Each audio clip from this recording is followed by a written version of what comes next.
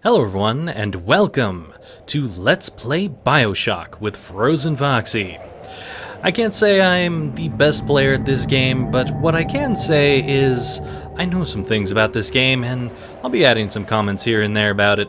Anyway, let's go ahead and get started. I'll go on medium because I am definitely no professional shooter player.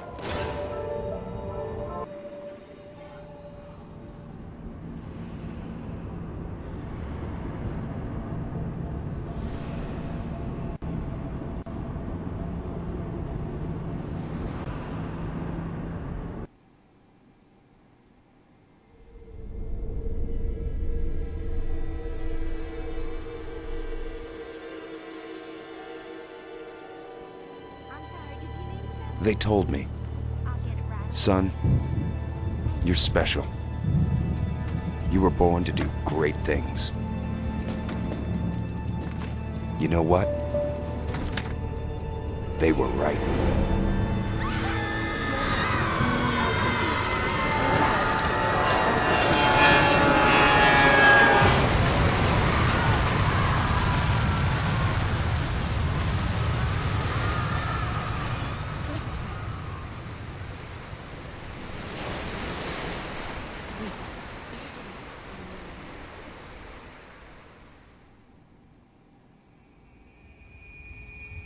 Now you may notice I have turned off the subtitles for this game. While subtitles are great and all, this game has some build-ups in various places that the subtitles kind of kill it. So I'm turning those off.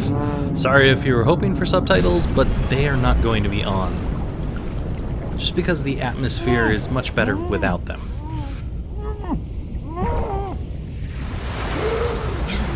Alright, welcome to Fiery Hell and Ocean. There has been a lot of fuel dropped here. What does that say? Airway something? There's an O there? Can't quite tell. From experience outside of this game, I know what that is. It's Apollo Airways. But inside of this game, you can't really tell. Not from this, anyway.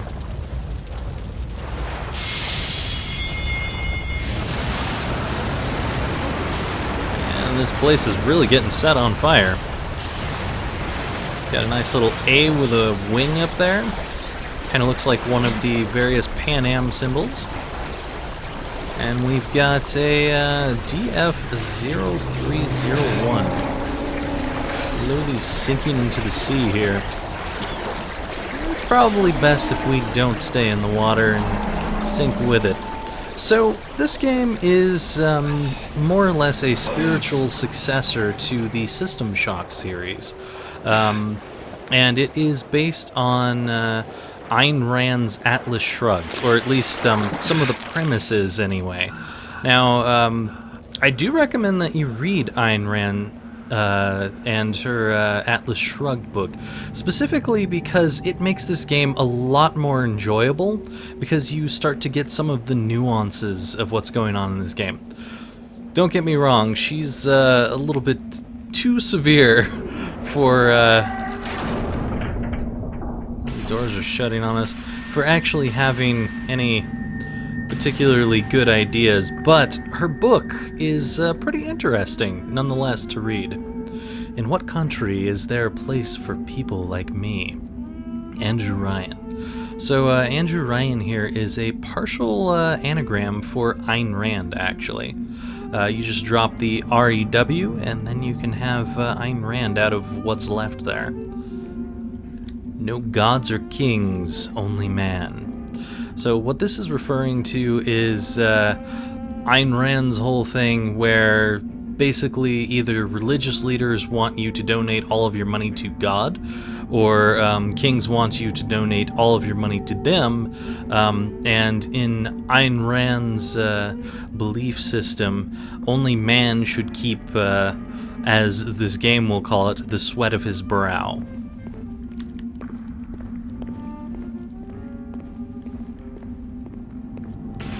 Let's go check out what's going on here. I always loved this entrance to this game. It's quite gloriously beautiful. Obviously, the plane crashing out there is a reference to Atlas Shrugged directly, and Atlantis, and how you were meant to find it in that book. So I always found something strange about art being included, is that it felt more like, I don't know, I'm going to put it a weird way, kind of like self-masturbation for Ayn Rand, because it does not fit whatsoever with industry and science. The way that she is writing it's all about fiction. It doesn't fit. It really doesn't. And so her book literally was including fictional writers with science and industry as if they were worth a damn, that they were giving value in her world. Her whole thing is about only giving money for value. And if you don't have value, then you're not worth anything and you're not deserving of anything. So I really feel like she added that in there just because she was like, oh, I want to be included in my world. But I really don't think she would have been, in all honesty.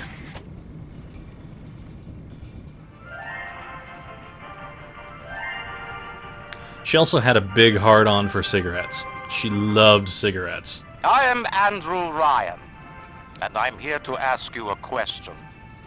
Is a man not entitled to the sweat of his brow? There's a fingerprint there. No, says the man in Washington, it belongs to the poor. No, says the man in the Vatican, it belongs to God.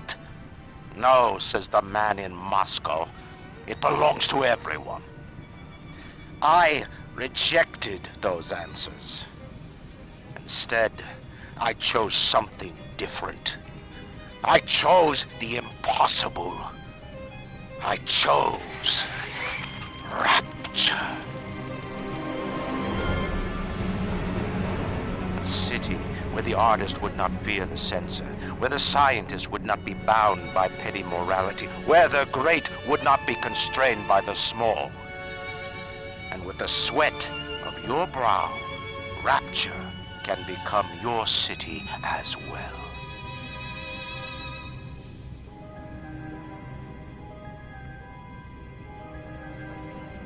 It's a whale! Hello, whale. The lighthouse is all lit up like hellfire. Looks like some kind of plane crash. We're in the middle of the Atlantic Ocean. How could it? I don't know. You best get over there. And be quick about it. The splicers are coming. You gotta be kidding. How do you know someone's even coming? Because we got a fast spear on its way down. That means we've got company.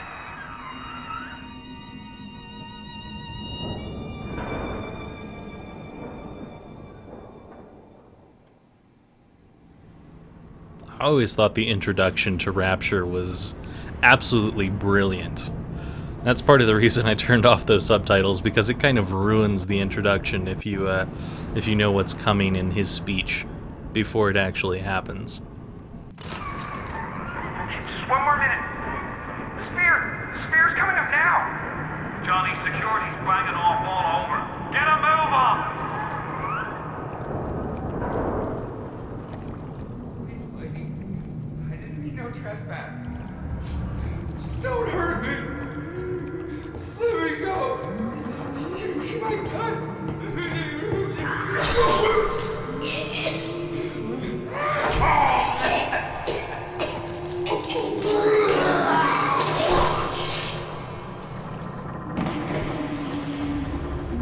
Well, that didn't look pleasant. Neither does your face, lady. Is it someone new?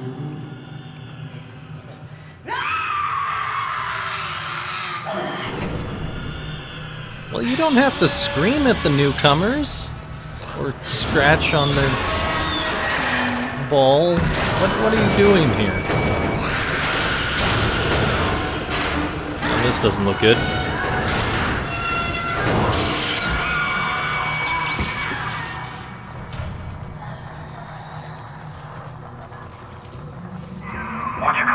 up that shortwave radio. What's that? Shortwave radio. That is a really big-ass looking radio. I wonder where I stick that thing, because... Grab that shortwave now. That splicer's out there still. Yeah, sure, but how the hell am I supposed to carry this thing around? This thing looks like a little boombox. Am I gonna carry it on my shoulder or something? I don't know how you survived that plane crash, but I've never been one to question Providence. I'm Atlas, and I aim to keep you alive. Now keep on moving. We're gonna have to get you to higher ground. So, Take a deep breath and step out of the bathysphere. I won't leave Okay. you twisting in the wind. I'm out of it. So Ayn Rand's whole thing with cigarettes was... We're gonna need to draw her out of Damn it. hiding, but you're gonna have to trust me. I will trust you, but can you shut up for a second? So Ayn Rand's whole thing with cigarettes was they're kind of like the dot of man's intelligence, which I always thought was a really ridiculous way of saying that, but you know, whatever. The great chain is guided by our hand. So that's like the chain of commerce, if you will. So her whole thing was basically governments are controlling everyone to give things to people who are undeserving of it. And so she felt that people who worked are the only people who deserve to have money. Rapture is dead. So basically she felt that people that were down and out didn't deserve a hand up at all, unless they were an investment of value, if you will. Or not your property. Let it end, let us ascend. Ryan doesn't own us. So this is basically where Ryan probably built all of Rapture, and it was with his money and his materials and all that kind of stuff. So he feels that his value is so much that he owns the people now. That's their payment, basically. And that is where this goes to the extreme of Randian beliefs, where basically you offer a value so great that no one can ever repay you. Anyway, attention, all bathysphere travel is now denied. Per the order of Andrew Ryan, Ryan Industries. Well, I'm sorry to burst your bubble, Ryan, but we were able to travel down here anyway. Can't really see outside too much except for Finley, and there's news over that way. I love getting to look at all the stuff around here. The atmosphere in this game is great. They built the universe very well.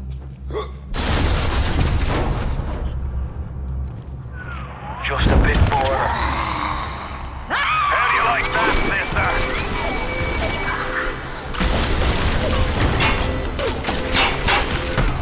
Now, would you kindly find a crowbar or something? Sure, give me a second. Splicer, seal Johnny in before they... Goddamn splicers. So it looks like everything is canceled to this station, but then again, we already know that Andrew Ryan did say that he was going to cancel all of the travel anyhow. So Andrew Ryan is also a bit of a metaphor for some of the characters from the game. Or the book, which would be John Galt and Midas Mulligan. And you're going to have to read the book if you want to know more about that. You gotta be rich down here to meet a lady. They don't care how nice you are. Yep. So we start to see that the minds of everyone down here is definitely on money, on value. Well, that was dangerous. I'm not a bad person. If you're not a bad person, why are you swinging that shit at me? Jerk. Thuggish splicer.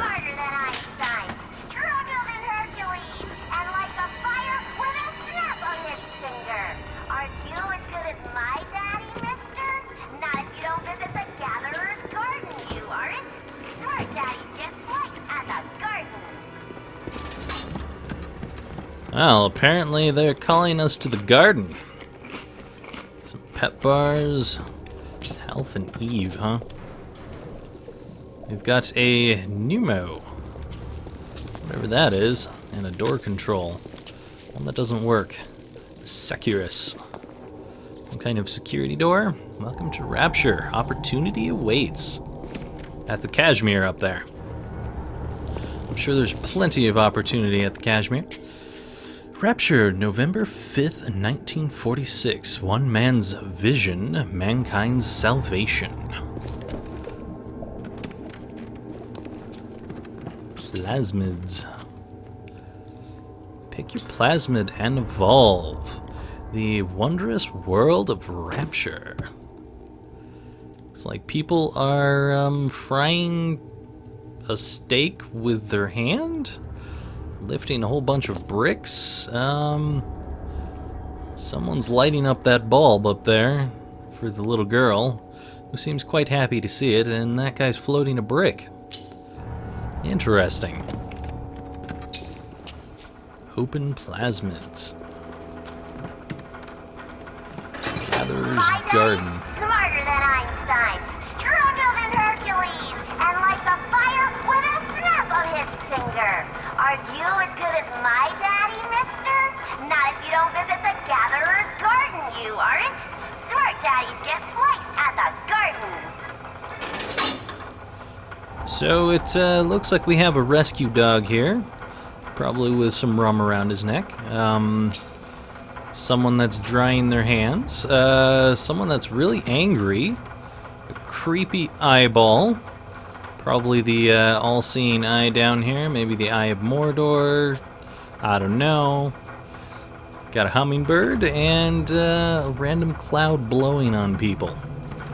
Air dry. Get there in a hurry. Teleportation plasmids by Ryan Industries. Great chain of industry ties and unites us. Or if you're dyslexic, it unties you too. Light them up. Security bullseye plasmids by Ryan Industries. And once again, we have the No Gods or Kings. Nothing on the TV today, apparently. Well, let's leave the boob tube behind and see what we got here. Electrobolt. That's a creepy looking little face. Then again, so are those little things on the side. Those are pretty creepy too. I seem to have chains on my wrists. Steady now. Your genetic code is being rewritten. Just hold on and everything will be fine.